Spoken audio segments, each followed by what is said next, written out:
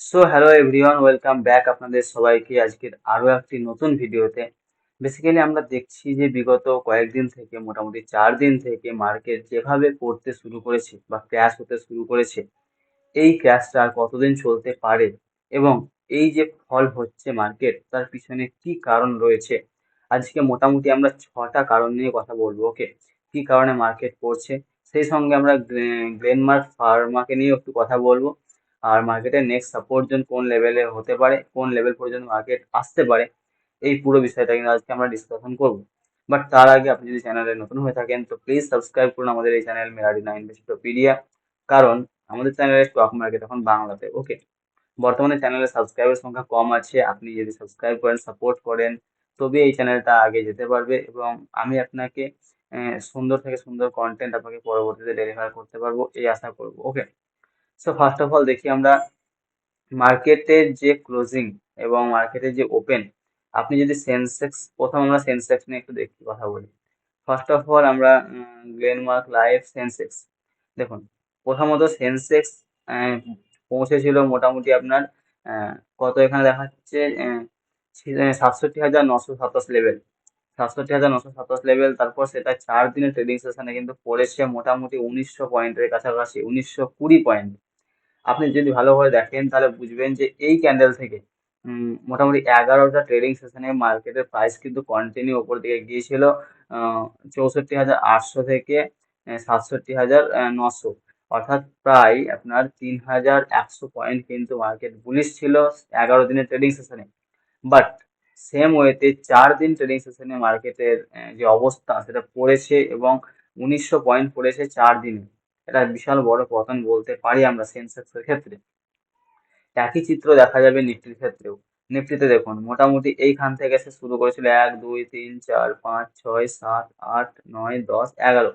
এখানেও কিন্তু 11টা ট্রেডিং সেশনে এর প্রাইস যে বা ইন্ডেক্সের যে প্রাইস সেটা 19,258 লেভেল থেকে 19,400, এটা দেখুন 19,000, এবং লো দেখুন 19,255 বা 258।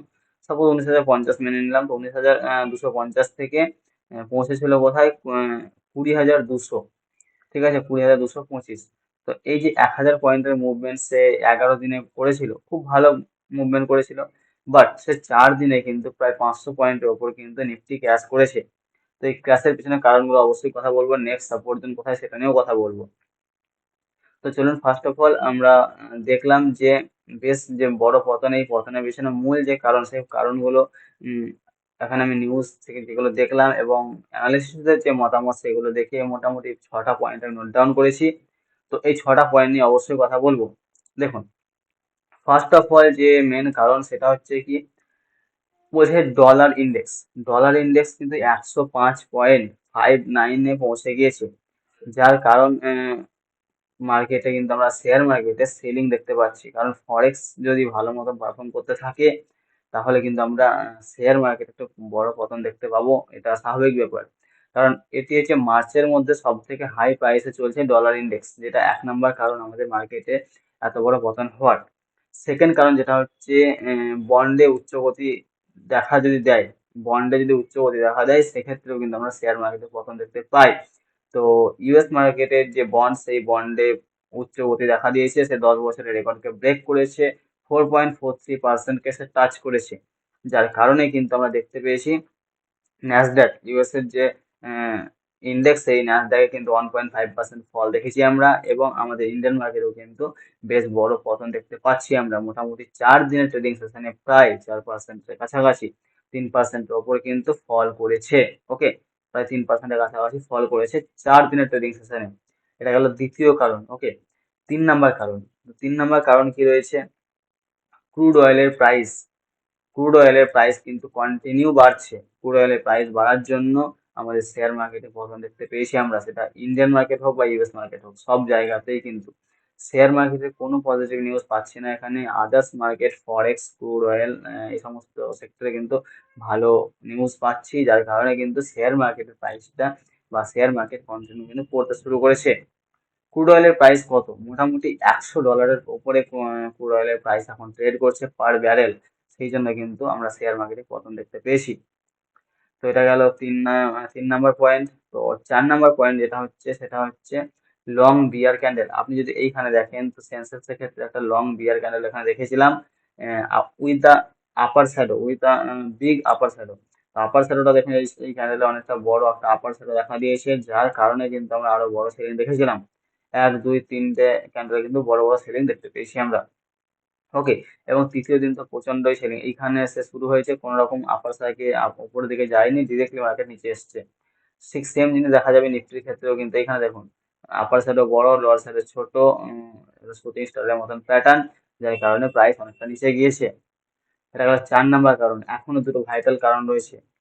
সব থেকে যেটা বড় কারণ সেটা হচ্ছে FII sell off. Okay, foreign institutional ইনভেস্টররা ভারতীয় বাজার থেকে ভালো পরিমাণে টাকা তুলে নিচ্ছে। মোটামুটি 5,213 কোটি টাকা কিন্তু তারা তুলে নিয়েছে এনএসডিএল এর ডেটা অনুযায়ী। শুধুমাত্র এনএসডিএল এর ডেটা অনুযায়ী 5,213 কোটি তারা সেল অফ করেছে, তারা ইকুইটি অফলোড করেছে, যার কারণে কিন্তু আজকে এত বড় একটা পতন আমরা দেখতে পেয়েছি। মোটামুটি 4 দিনের ট্রেডিং সেশনে প্রায় 5.4 লাখ কোটির কিন্তু আমরা যে লস, সেই লসটা কিন্তু দেখতে পেয়েছি। আপনি যদি দেখেন, আমি আপনাকে একটা বিষয় নতুন দেখাতে চাইবো এখানে। প্রথম দেখলাম আমি এর ক্ষেত্রে ইকোনমিক মার্কেটে, দেখুন এখানে দেখুন দ্য ইকোনমিক মার্কেটে বলছে কি সেন্সেক্স ক্র্যাশেস 1600 পয়েন্ট ইন 3 ডেজ। এটা 3 দিনের ডেটা, কিন্তু 4 দিনের নয়। 5.4 লাখ কোটি 3 দিনে কিন্তু 5.4 লাখ কোটি কিন্তু লস করেছে মার্কেট অলরেডি। এখনো একদিন বাকি ছিল 4 দিনের, এখানে আপনি যোগ যদি করেন প্রায় 6%-এর উপর, 6 লাখ কোটির উপরে কিন্তু চলে যাবে। এটা গেল 5 নাম্বার কারণ মেনলি। লাস্ট 6 নাম্বার কারণ যেটা বলছে সেটা আমরা জিওজিৎ ফাইন্যান্সিয়াল সার্ভিসের রিসার্চ বিভাগে একজন যিনি রিসার্চ অ্যানালিস্ট প্রধান, যিনি বিনোদ নায়ার, তিনি বলছেন কি একটা প্রেডিকশন তিনি দিয়েছেন, সেটা হচ্ছে ফেডারেল রিজার্ভের আগামী দিনে কিন্তু উচ্চ সুদের কথা তারা বলেছে, উচ্চ সুদের হার বেছে নেওয়ার সম্ভাবনা রয়েছে বলে তিনি মত প্রকাশ করেছেন। এবং এটাই হচ্ছে আরো একটা বড় কারণ, যার কারণে কিন্তু এফআইআই এটা কিন্তু ইন্ডিয়ান মার্কেট থেকে টাকা তুলে ইউএস মার্কেটে কিন্তু ইনভেস্ট করতে চাইছে, যার কারণে কিন্তু ইন্ডিয়ান মার্কেটে এত বড় ফলিং আমরা দেখতে পেয়েছি। আপনার যদি ভিডিওটি ভালো লাগছে তো প্লিজ ভিডিওটি লাইক করে চ্যানেলটি সাবস্ক্রাইব করুন, বন্ধুদের সঙ্গে শেয়ার করুন। নেক্সট আমরা কথা বলবো গ্লেনমার্ক নিয়ে, গ্লেনমার্ক ফার্মা। আপনি দেখেছেন যে গ্লেনমার্ক ফার্মা শেয়ারে কিন্তু আমরা পতন দেখেছিলাম। আপনি যদি এখানে দেখেন তো এই চার্টে দেখতে পাবেন আপনি মোটামুটি এই ক্যান্ডেলে দেখুন, এটা ডেইলি ক্যান্ডেলে রয়েছে। এখান থেকে মার্কেট বুলিশ ছিল, দেন এইখানে একটা কিন্তু শুটিং স্টার প্যাটার্ন দেখতে পেয়েছি আমরা। আপার সাইডেও বিরাট বড়, লোয়ার সাইডে ছোট। মার্কেটে 3টে দিন কিন্তু মার্কেট কন্টিনিউ করেছে। একদিনে যেদিন সে তার 75% স্টেক্স নির্মাকে বিক্রি করার কথা বলে, প্রায় 6% শেয়ার কিন্তু ক্র্যাশ করে, 6% প্রাইস কিন্তু ফল করে যায়। কারণ গ্লেনমার্কে বেসিক্যালি দুটো শেয়ার আছে, দুটো company, Glenmark pharmaceutical and Glenmark life science, ঠিক আছে। তো গ্লেনমার্ক ফার্মা হচ্ছে মেইন কোম্পানি এবং লাইফ সায়েন্স তাকে কিন্তু হেল্প করে। ওকে, সো লাইফ সায়েন্স কোম্পানিটার কিন্তু 75% স্টেক্স নির্মাকে বিক্রি করে দেওয়ার কথা বলেছে গ্লেনমার্ক ফার্মা। ওকে, মেন বিষয়টা হচ্ছে গ্লেনমার্ক ফার্মার কাছে গ্লেনমার্ক লাইফ সায়েন্সের 83% স্টেক রয়েছে, 82 পয়েন্ট সামথিং স্টেক রয়েছে, যার মধ্যে থেকে সে 75% স্টেক্স কিন্তু নির্মাকে বিক্রি করে দিয়েছে। তো বিক্রি করেছে কত প্রাইসে? বিক্রি করেছে মোটামুটি 615 টাকা পার ইকুইটি শেয়ার। আপনি এখানে দেখতে পাবেন 615 টাকা পার ইকুইটিতে সে বিক্রি করেছে, যার ভ্যালুয়েশন কত হচ্ছে 5,651,75,00,000। ওকে, এবং তার কাছে রিমেইনিং শেয়ার কত রয়েছে 7.84%। বললাম 82.84% তার কাছে হোল্ডিং ছিল, তার মধ্যে থেকে 75% সে বিক্রি করে দেয়, যার কারণে 7.84% গ্লেনমার্ক ফার্মার কাছে গ্লেনমার্ক লাইফ সায়েন্সের এখনো হোল্ডিং থেকে গেল। ওকে, তো এই ছিল মেন কারণ গ্লেনমার্ক ফার্মাসিউটিক্যালের শেয়ারের পতনের এবং গ্লেনমার্ক লাইফ সায়েন্সের। ওকে, আশা করছি এর পরে কিন্তু আপনি একটা বিষয় দেখায় আপনাকে, আহ,